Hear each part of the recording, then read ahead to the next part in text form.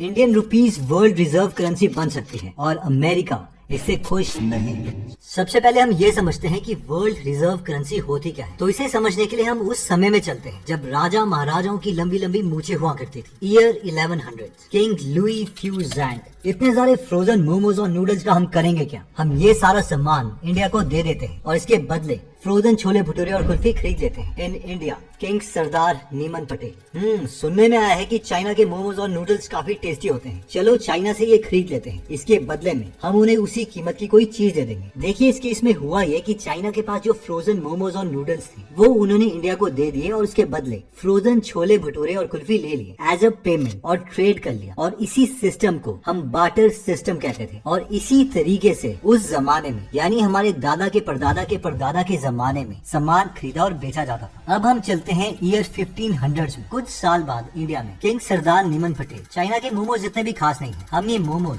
India में भी बना सकते हैं। China king ल्यू few जैंग। अब इंडिया तो मोमोज और हमारे नूडल्स नहीं खरीद रहा, तो हम उनके फ्रोजन छोले भटूरे और कुल्फी कैसे खाएंगे? किंग का फ्रेंड म्यू ची जैंग कहता है क्यों ना हम इंडिया को कोई और चीज दे दें और उसके बदले ये सामान ले लें। इस पर चाइना के किंग ल्यू फ्यू जैंग कहते हैं हमने कोशिश की थी पर इंडिया को जो चाहिए वो हमारे पास नहीं है और जो हमें चाहिए वो इंडिया इन नूडल्स और मोमोज के बदले देना नहीं चाहता। तो इन शॉर्ट इस केस में प्रॉब्लम हो जाती थी और यही कमी थी बार्टर सिस्टम में। यानी कि हर बार कोई सामान एक्सचेंज करने के लिए हमें कोइंसिडेंस की जरूरत पड़ती थी। यानी दोनों पार्टी के पास ऐसा सामान होना चाहिए जिसकी हम दोनों को नीड हो। और बार्टर सिस्टम को सॉल्व करने के लिए सब देशों ने गोल्ड में सामान लेना और बेचना स्टार्ट कर दिया। अब गोल्ड में ही क्यों? क्योंकि गोल्ड काफी वैल्यूएबल होता है और जो सोना होता है उसमें कभी जंग नहीं लगता। सुल्तान, ये लो 10,000 सोने की मुद्राएं और इन तलवारों को हमें दे दो। क्राफ्ट्समैन, जी सुल्तान ये लीजिए आपकी 5 तलवारें। इस सिनेरियो में कोई भी इंसान आराम से सोने को एज अ पेमेंट यूज कर सकता था चीजें खरीदने और बेचने के लिए, लेकिन गोल्ड को एज मनी यूज करने के 3 सबसे बड़े नुकसान थे। 1, लिमिटेड सप्लाई, यानी हमारी धरती में इतना भी सोना नहीं है कि उसको निकाल के हर एक इंसान को दे दिया जाए। 2,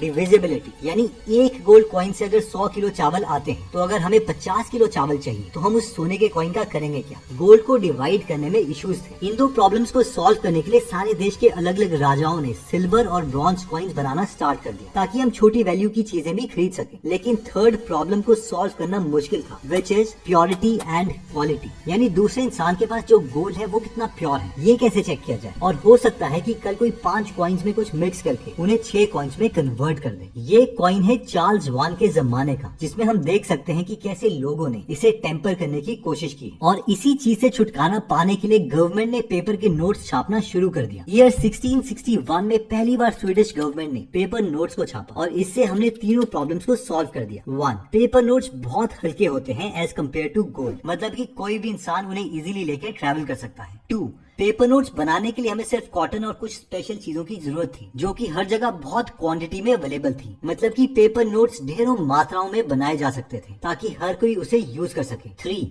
उस वक्त पेपर की सेम कॉपी बनाना बहुत मुश्किल थी क्योंकि पेपर नोट्स पे अलग अलग सिक्योरिटी फीचर्स और डिजाइन होते थे। अब हमें से कई लोग सोचते होंगे कि ऐसे तो कोई भी देश जितने चाहे उतने पेपर नोट्स प्रिंट कर दे, and the answer is no. Paper notes कोई गवर्नमेंट उतना ही प्रिंट कर सकती थी जितना कि उसके पास गोल्ड है उनके बैंक्स में। This is what we call the gold standard. इस स्टैंडर्ड मेथड ऑफ पेमेंट को ग्रेट ब्रिटेन ने 1816 में इंट्रोड्यूस किया नेपोलियनिक वॉर्स के बाद, और सभी देश इसी स्टैंडर्ड को फॉलो करने लगे। पर इस स्टैंडर्ड के लागू होने के बावजूद जो इंटरनेशनल ट्रेड होता था वो गोल्ड एक्सचेंज करके ही होता था। अब आप पूछेंगे ऐसा क्यों? क्योंकि कोई भी देश दूसरे देश की करेंसी पर ट्रस्ट करने के लिए रेडी नहीं था गोल्ड को एज अ मनी रखने में। और प्रॉब्लम सामने आई 1929 में, जिसे हम ग्रेट डिप्रेशन भी कहते हैं, जब दुनिया में सबसे ज्यादा अनएम्प्लॉयमेंट आई और मार्केट बुरे तरीके से क्रैश हो गई। इस टाइम हुआ यह था कि सेंट्रल बैंक के पास कोई फ्लेक्सिबिलिटी नहीं थी मनी पॉलिसीज को चेंज करने। लेट्स से अगर किसी देश के सारे सिटीजन्स को एक साथ ज्यादा सामान खरीदना है तो ऐसा नहीं कर पाएंगे क्योंकि बैंक के पास उतने नोट्स है ही नहीं। बैंक हमेशा उतने ही नोट्स प्रिंट कर सकता था जितना कि उसके पास गोल्ड था। और तो और great depression, world war 1, world war 2 के दौरान कंट्रीज को गोल्ड स्टैंडर्ड के वजह से काफी दिक्कत होने लगी क्योंकि उन्हें ज्यादा से ज्यादा मनी चाहिए थी मिलिट्री को सपोर्ट करने के लिए, बट वो गोल्ड स्टैंडर्ड के कारण ज्यादा मनी प्रिंट नहीं कर पा रहे थे। ये सिमिलर सिचुएशन वर्ल्ड वॉर 2 में भी क्रिएट हो गई, इसलिए दुनिया को एक नए सिस्टम की जरूरत थी। ये प्रॉब्लम सॉल्व करने के लिए वर्ल्ड वॉर 2 के बाद बाद 44 एलाइड कंट्री से लोग आए और उन्होंने एक मीटिंग की। मीटिंग में ब्रेटन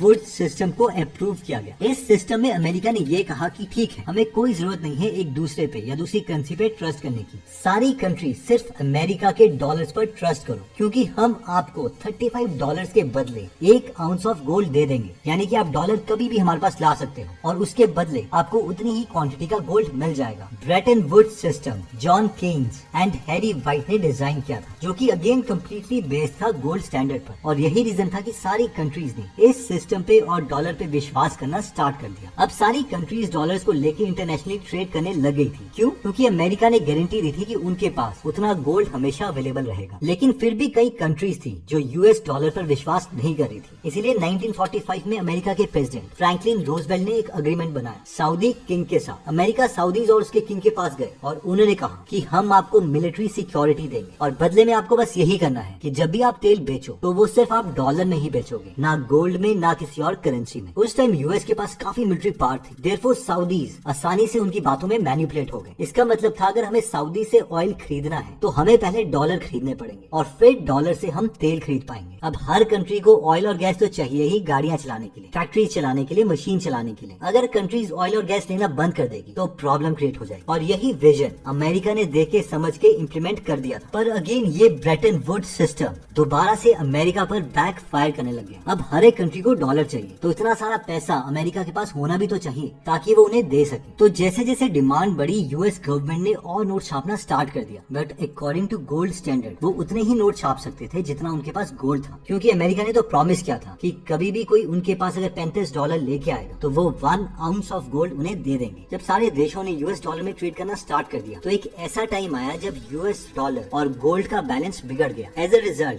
फ्रांस और बाकी कंट्रीज ने बोला कि उन्हें डॉलर एक्सचेंज करना है गोल्ड के साथ, क्योंकि उन्हें लगता है कि अगर अमेरिका के पास गोल्ड होगा ही नहीं तो वो उन्हें गोल्ड देंगे कैसे। और इसीलिए एक पैनिक सिचुएशन क्रिएट हो गई जब सबने गोल्ड की डिमांड करना स्टार्ट कर दिया एंड अमेरिका में फाइनेंशियल क्राइसिस आ गई। एंड में 1971 में ब्रेटन वुड्स सिस्टम कोलैप्स हो गया। साथ ही साथ अमेरिका के प्रेसिडेंट रिचर्ड निक्सन ने गोल्ड स्टैंडर्ड का रूल भी अपनी कंट्री से हटा दिया ताकि वो जितने चाहें उतने पेपर नोट्स छाप सके। अमेरिका ने बोला कि अब कोई भी देश किसी भी करेंसी ये मेथड से सामान बेच या खरीद सकती, मतलब हर बार $35 के बदले वो उन्हें 1 आउंस ऑफ गोल्ड देंगे, ये पक्का नहीं, भले ही उन्हें डॉलर वैल्यूएबल लगे या ना लगे। ये रही प्रेसिडेंट निक्सन की फेमस स्पीच जिसमें उन्होंने ये डिसीजन लिया था।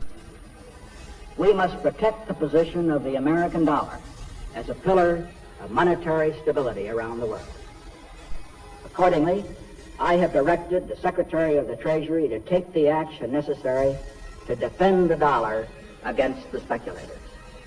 I have directed Secretary Connally to suspend temporarily the convertibility of the dollar into gold or other reserve assets, except in amounts and conditions determined to be in the interest of monetary stability and in the best interest of the United States. अब क्योंकि किसी भी देश को अगर internationally oil खरीदना है या फिर किसी और चीज में भी ट्रेड करना है तो उनके पास गोल्ड की जगह अब डॉलर होने चाहिए। यानी हमेशा हर देश को अपने रिजर्व्स में डॉलर रखने ही पड़ेंगे और इसी चीज को हम कहते हैं वर्ल्ड रिजर्व करेंसी। जब सारी कंट्रीज एक ही करेंसी इस्तेमाल करती है इंटरनेशनल ट्रेड्स के लिए। अब जब अमेरिका में डॉलर वर्ल्ड रिजर्व करेंसी बन गई तो उसने अपने इस पावर का गलत इस्तेमाल करना स्टार्ट कर दिया। इमेजिन कीजिए कि अमेरिका इंग्लैंड का जिगरी दोस्त है और कल को हमारी लड़ाई इंग्लैंड से हो जाती है तो अमेरिका अपने दोस्त इंग्लैंड को फुल सपोर्ट करेगा, डायरेक्टली या फिर इनडायरेक्टली। और फिर इंडिया की बुरी हालत हो सकती है क्योंकि इंडिया को वॉर के टाइम में और कंट्रीज का सपोर्ट चाहिए होगा। मतलब कि हम जो सामान इंडिया से बाहर से खरीदते हैं जैसे कि oil and chemicals and instruments, उसकी पेमेंट हम हमेशा डॉलर्स में ही करते हैं। तो होगा ये कि या तो हम डॉलर्स अब खरीद नहीं पाएंगे या फिर जो भी ट्रांजेक्शन हम करेंगे डॉलर्स में उसकी इन्फॉर्मेशन यूएस इंग्लैंड को दे देगा, क्योंकि उन्हें हमेशा पता होता है कि कितने डॉलर्स कहाँ गए। तो हमारा जो भी नेक्स्ट मिलिट्री प्लान होगा या फिर हम जो भी वेपन्स बाय करेंगे इंग्लैंड के खिलाफ उसका अमेरिका एस्टिमेट लगा लेगा एंड देन इंग्लैंड को पता चल जाएगा, जिससे हमारी मुश्किलें इंक्रीज हो जाएंगी। ये तो एक इमेजिनेटिव स्टोरी है but in real life it has happened with Iran and Russia. On 8 March US president Biden band US imports from Russia. यानी यूएस रशिया से जो भी ऑयल और गैस खरीदता था उस पर बाइडेन ने बैन लगा दिया। पर अमेरिका ने ऐसा किया क्यों? क्योंकि अमेरिका को ये लगता था कि रशिया किसी गलत काम में इन्वॉल्व है, बट हमें पता है कि इसका मेन रीजन यूक्रेन और रशिया की वॉर थी। अमेरिका रशिया को घुटनों के बल गिराना चाहता था। अब रशिया यूएस डॉलर से ना कुछ खरीद सकता था, ना उसे एक्सेप्ट कर सकता था एज अ पेमेंट। इसकी वजह से 2022 में रशिया की इकोनॉमी काफी इफेक्ट हुई। अब रशिया तो रशिया है, पुतिन कहाँ जो बैठने वाले थे। पुतिन चाह रहा था कि वो डॉलर को वर्ल्ड रिजर्व करेंसी की पोजीशन से हटा दे, और वो 10 साल से इसके लिए काफी कोशिश भी कर रहा था। और ये वन ऑफ द रीजंस है रशिया और चाइना का एक साथ आने का। वो कोशिश कर रहे हैं कि डॉलर को परमानेंटली रिमूव कर दिया जाए फॉरेन रिजर्व करेंसी से। और तो और पुतिन ने ये स्टेटमेंट तक दे दी कि Russia will completely remove all of their dollar reserves and will replace it soon. It turned out कि रशिया को बुली करना इतना भी आसान नहीं था। जब रशिया क्राइसिस में था तो इंडियन होने के नाते हमें रशिया को हेल्प तो करना ही था। तो जब पुतिन ने कहा कि अब कोई भी कंट्री रशिया से ऑयल बाय कर सकती है अपनी करेंसी में या फिर रशियन करेंसी रूबल में, तभी इंडिया ने रशिया से ऑयल खरीद लिया। इंडिया ने एक तरीके से उन्हें सपोर्ट किया और इसके लिए बहुत से लोगों ने हमें क्रिटिसाइज भी किया। जर्मनी ने तो ये तक कह दिया कि यूक्रेन लोगों के खून से मोदी के हाथ रंगे हुए हैं। Now the same German said कि India buying Russian oil is none of our business. India buying oil from Russia is none of our business. Basically, that's something that the Indian government is. But जो हमें सस्ते में तेल देगा हम तो उसके साथ ट्रेड करेंगे ही, चाहे रशिया और जर्मनी को अच्छा लगे या ना लगे। लेकिन सवाल आता है कि हमने ये तेल लिया कैसे, क्योंकि रशिया तो पेमेंट डॉलर में एक्सेप्ट कर नहीं रहा था। तो हमने पेमेंट किया रुपीज में by using bilateral trade method. अब ये बायलैटरल ट्रेड मेथड होता क्या है? ये एक फ्री ट्रेड अग्रीमेंट होता है। फॉर एग्जाम्पल, हमने बायलैटरल अग्रीमेंट साइन कर लिया with Russia for 5 years and for about $1 million।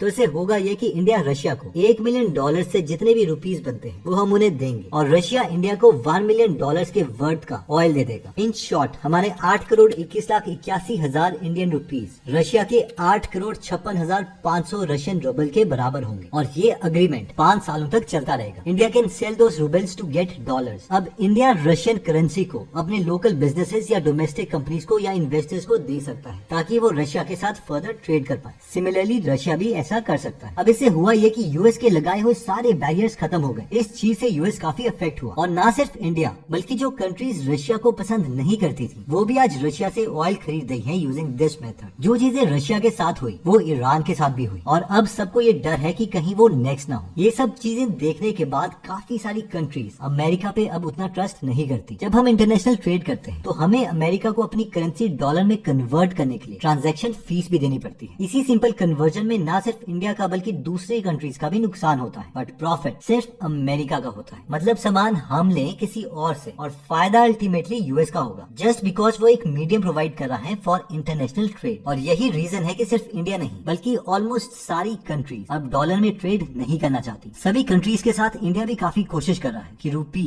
एक वर्ल्ड रिजर्व करेंसी बन जाए। और तो और इंडिया ने इसके लिए काफी स्टेप्स भी लिए हैं। इनफैक्ट ऑलमोस्ट 18 कंट्रीज जिनमें Russia, Singapore, Sri Lanka, Botswana, Fiji, Germany, Guana, Israel, Kenya, Malaysia, Mauritius, Myanmar, New Zealand, Oman जैसी कंट्रीज शामिल हैं जो रेडी हैं रुपीज को यूज करने के लिए फॉर देयर इंटरनेशनल ट्रेड। पर अभी हम एग्जैक्टली नहीं कह सकते कि रुपी एक ग्लोबल करेंसी कब बनेगा। पर हाँ, हम आपको ये बता सकते हैं कि इस चीज को रियलिटी बनाने के लिए इंडिया को क्या क्या करना पड़ेगा और किन किन फैक्टर्स का ध्यान देना पड़ेगा। इसके लिए 1, इंडिया को अपनी इकोनॉमी स्टेबल करनी पड़ेगी। 2, हमारी मिलिट्री पावर स्ट्रांग होनी चाहिए। 3, इसके लिए इंडिया के पास इनफ गोल्ड रिजर्व भी होना चाहिए। 4, इस चीज के लिए लगभग 40 से लेकर 50 कंट्रीज को रुपी में इंटरनेशनल ट्रेड करना पड़ेगा। एंड 5, इसके लिए इंडिया के पास रुपीज और दूसरी कंट्री की करेंसी भी ज्यादा मात्रा में होनी चाहिए ताकि हम कैपिटल अकाउंट कन्वर्टेबिलिटी प्रोवाइड कर सकें, जिसका मतलब है कि हम दूसरे देश की करेंसी को रुपीज में कन्वर्ट कर सकें एंड इंटरनेशनल ट्रेड के प्रोसेस को सिंपल कर सकें। अब इस लिस्ट में काफी सारी चीजें हम कंप्लीट कर चुके हैं। आरबीआई ने ऑलरेडी कंट्रीज को कमर्शियल ट्रेड के लिए रुपीज देना स्टार्ट कर दिया है, फॉर एग्जाम्पल बॉन्ड्स के थ्रू। जुलाई 2022 में आरबीआई ने ऑफिशियली इंटरनेशनल ट्रेड के लिए अप्रूवल दे दिया, जिसके बाद रुपये की पकड़ इंटरनेशनल मार्केट में इंक्रीज हुई है। काफी सारी कंट्रीज अब रुपी बेस्ड ट्रेडिंग में पार्टिसिपेट करना चाहती है। कंट्रीज अब बायलैटरल मेथड से ही ट्रेड करने के लिए रेडी है इंस्टेड ऑफ डॉलर्स। तो हमें से कई लोगों के मन में ये सवाल आ रहा होगा कि अगर इंडिया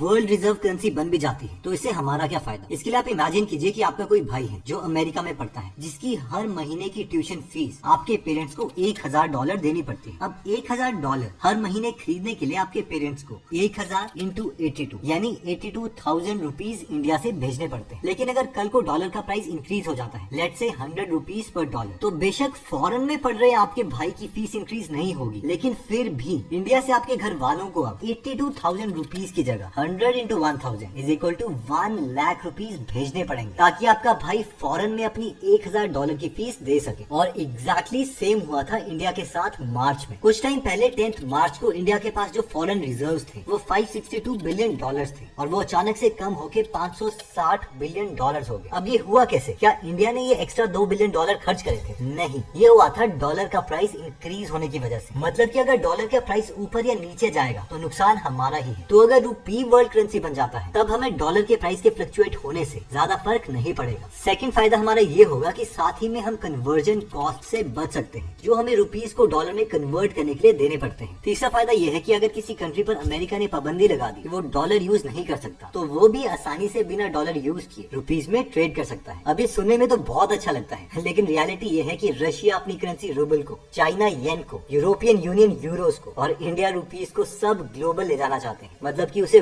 वर्ल्ड रिजर्व करेंसी बनाना चाहते हैं। लेट्स सी होता क्या है।